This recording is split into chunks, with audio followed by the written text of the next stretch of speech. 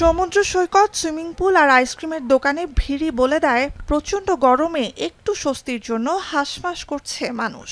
প্রাণীকুলের অন্য সদস্যদের জন্য পরিস্থিতি অনুকূলে নেই। তাপপ্রবাহ যত পূর্বে সরছে ততই উত্তপ্ত হয়ে উঠছে যুক্তরাষ্ট্রের মিড আটলান্টিক ও নিউ ইংল্যান্ড অঞ্চল।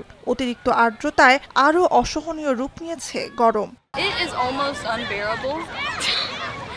I need to wear sunscreen, and I don't like putting on sunscreen in general because I'm lazy. Impacted my daily routine in a negative way. It gives me opportunity to get out and do some things in the yard and around the house. And also visit this lovely park. যুক্তরাষ্ট্রের ওপর দিয়ে সবচেয়ে বেশি সংখ্যক তাপপ্রবাহ বয়ে গেছে গেল বছর। 1936 সালের পর অর্থাৎ 87 বছরে প্রথমবার অস্বাভাবিক গরম দুটি দিন দেশটি পার করেছে 2023 সালে। একই পরিস্থিতির পুনরাবৃত্তির শঙ্কায় 7.5 কোটির বেশি মানুষকে সতর্ক করেছে প্রশাসন। বলা হচ্ছে পূর্বাঞ্চলের বড় অংশের ওপর অবস্থান করছে একটি বিশাল ও তীব্র হিট ডোম।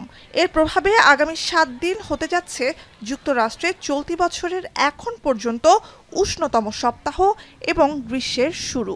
এ সময় আবহাওয়া সংক্রান্ত শতাধিক রেকর্ড ভাঙতে পারে বলেও ধারণা করা হচ্ছে। The first heat wave of the season is here and we are ready. High heat and humidity are also being forecast over the next few days.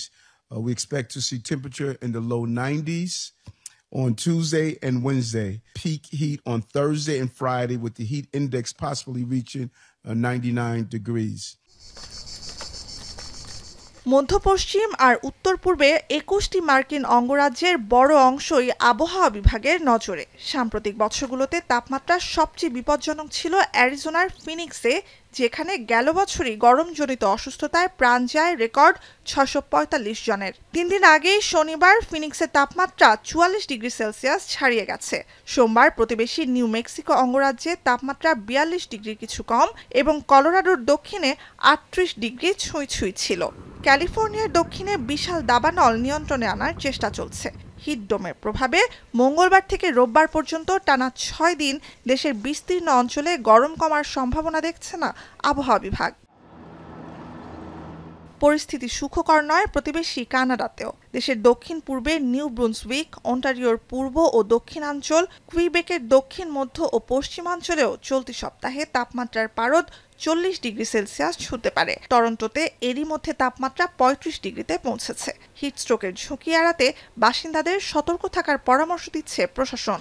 Honestly, once I'm done with my run, I'll probably jump into a pool or something right after this. So, yeah, trying to stay cool, trying to, stay outside of in the heat, but then also keep cool as well. I have also heard about Canada that it is very cold, but I think it is not true. গ্রীষ্মের আগেই নজিরবিহীন গরমে পড়ছে সুদূর ইউরোপের দেশ গ্রিসও। তীব্র গরমে এ পর্যন্ত 4 বিদেশি পর্যটকের মৃত্যু হয়েছে দেশটিতে। অ্যাক্রোপলিস সহ শীর্ষ বেশ কয়েকটি পর্যটন কেন্দ্র এবং অসংখ্য স্কুল বন্ধ ঘোষণা করা হয়েছে। উত্তর আফ্রিকা থেকে ধেয়ে আসা বাতাসে চলতি সপ্তাহ জুড়ে গ্রিস উত্তপ্ত থাকবে বলে ধারণা করা হচ্ছে। নুসহাত কামাল, এখন বিশ্ব।